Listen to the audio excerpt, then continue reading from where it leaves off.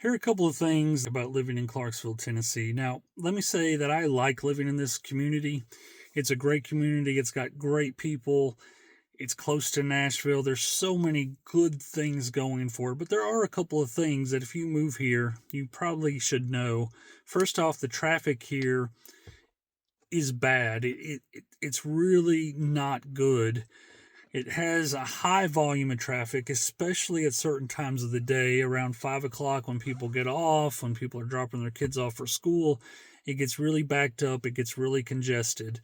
And part of the reason is they can't really build a lot of new roads. I don't think the city government wants to tackle some of these projects because of the cost. And so a lot of people are not happy with the city government because it seems like, yeah, they get the approval for new neighborhoods and new businesses, but they don't really have the infrastructure in place to support said businesses and neighborhoods. And it's really hard to build roads here in Clarksville because of the topography, the terrain, and what's going on with it. So you've got a couple of rivers that flow through it. You got the Red River that meets up with the Cumberland River, and you've got river bluffs, you've got wooded areas, and you've got areas that are almost impossible to build roads on. Now, I believe they could probably figure out, it's just they don't want to pay the cost to do so. So really, this town feels like it should support about 100,000. We're supporting 190,000 and still growing. And so there are times that the roads get crazy congested. And typically they are the times you would expect it to be, like morning and afternoon traffic. However, I do also feel like the drivers here are really terrible drivers. You're going to see a lot of illegal activity in terms of disobeying traffic laws. It's frustrating, and I've honked my horn. I've lived here many years now, and I can tell you in the time that I've been here, I've honked my horn more at bad drivers than I have at any point in my life, because you're going to see people do things that make no sense, right? Like they're going to run red lights. The other day I was sitting at an intersection. 5 cars ran the red light after it turned red. That is a common occurrence in Clarksville. I see people turning left from a lane that isn't even a turn lane. And so if they decide they want to turn left worse than you do, they could come from your right hand side. And that's happened to me a couple of times. And I can just tell you that the traffic will drive you crazy here. And I think traffic is okay, like a lot of cities deal with that, but it's really the bad driving that really, I mean, it's frustrating as all get out. And I've never thought about having a webcam before in my car, but honestly, I'm going to get one for me, my wife, my daughter, because the traffic here is just, it's too dangerous not to have it and not to protect yourself with a webcam. There's a whole Facebook page called Idiots in Cars in Clarksville.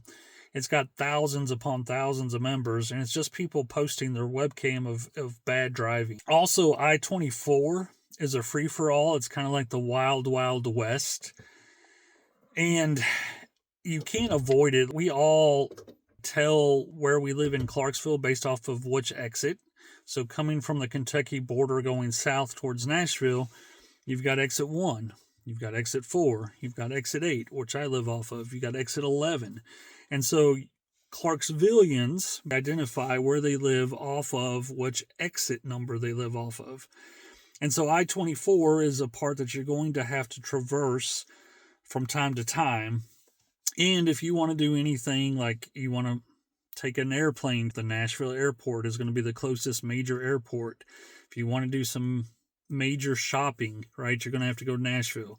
Your entertainment needs, like a sporting event like the Predators or the Titans or the Nashville SC or even Vanderbilt, they have a good football team this year. You're going to have to traverse the interstate most likely. And I can tell you that inevitably there are wrecks on I-24 every single day. It's nonstop.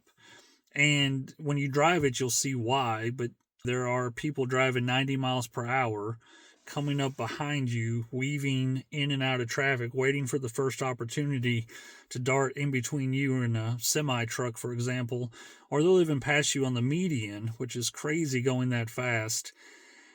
And I've got some theories on why that is, but I can tell you that there is no respect on the interstates anymore. And I believe there's a couple of reasons why. That this, again, these are theories, but I mean, used to in Tennessee, you would see highway patrol everywhere. Now, I don't know if they've had budget cuts, if they had a lot of people after the kind of defund the police movement took hold across the nation, if a lot of those guys retired, if they're not getting a lot of new recruits, or maybe they're just simply not patrolling like they used to. Maybe that's been mandated from higher up. I don't know, but it encourages unsafe behavior. Hey, I would be in favor of either a camera system. I know, like states like California, that is something you guys do right, is you've got your camera systems. And if you're caught speeding or driving recklessly, you're just going to get a bill in the mail, right? They're going to catch your license plate number and send you a bill. People just don't care. And I would be in favor of higher fines. Hey, man, if you're caught speeding, you get $1,000 ticket. That would deter a lot of people if they're out there patrolling. The problem is you just never see those guys, or very rarely see them compared to what you used to. And it encourages really unsafe driving, speeds, behavior.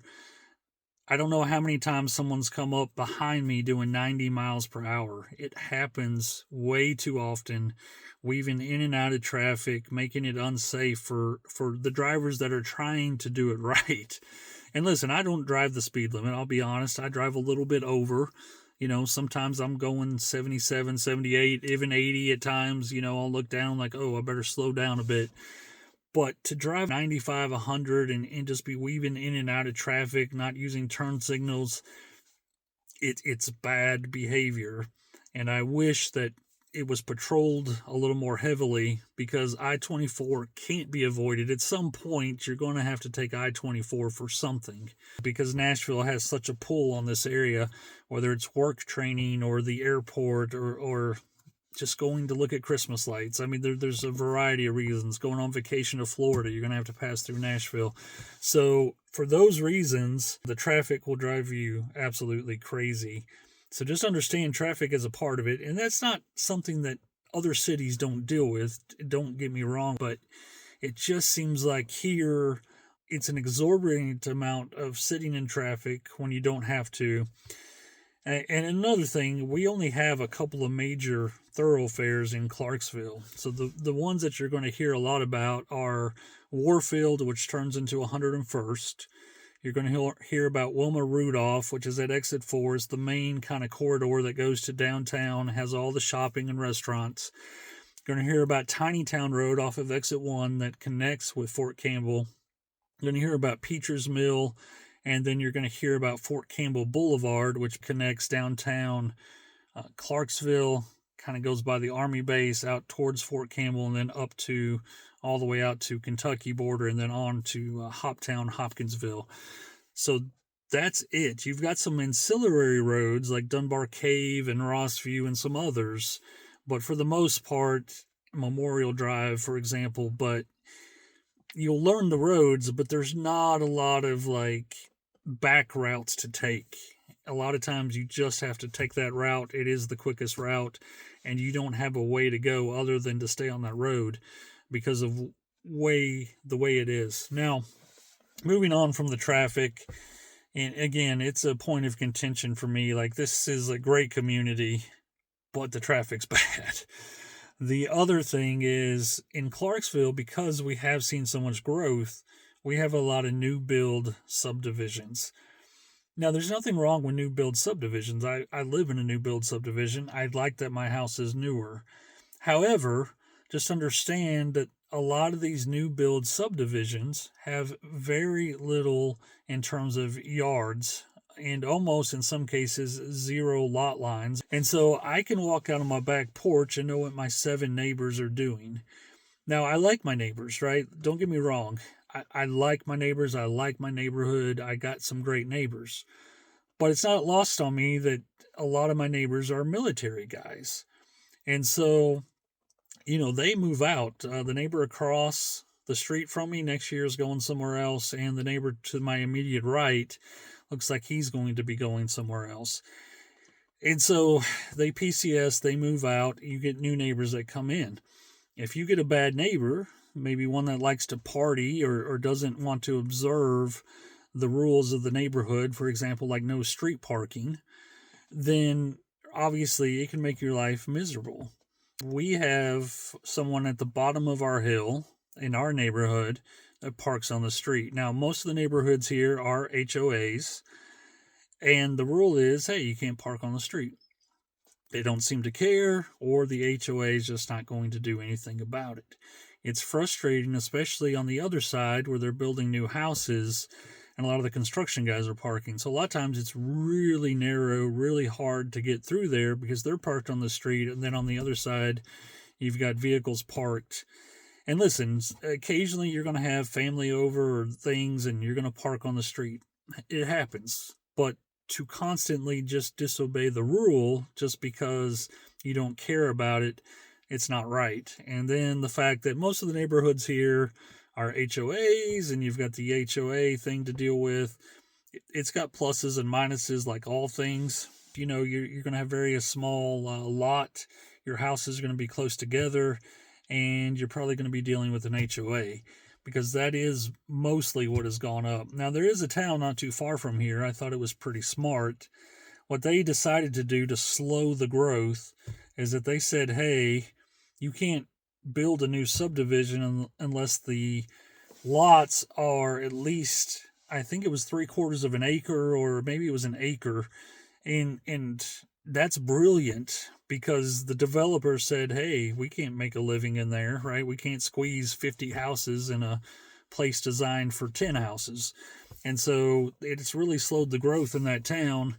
That is not the case in Clarksville. New neighborhoods are going up everywhere. Houses are very close together. So just understand that's what you're going to get into when you move here. Now, the other thing, this being a military town definitely has pluses for sure. Like, I love living in a military town. I think the diversity of people that come here, it's amazing.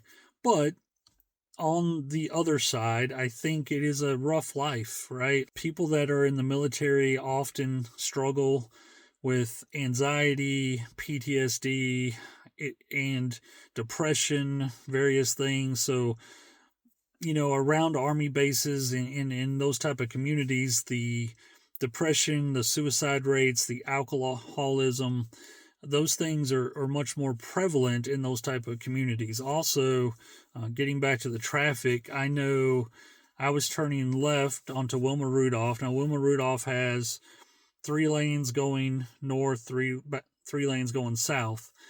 This light, I had to turn right at the next light, so I got in the far right lane. So 3 lanes going southbound. I got in the far right lane, and it took me like 5 times to sit through that light. And I was like, what is going on? It's a Tuesday, right? Like, it's never this bad. Well, it was Veterans Day.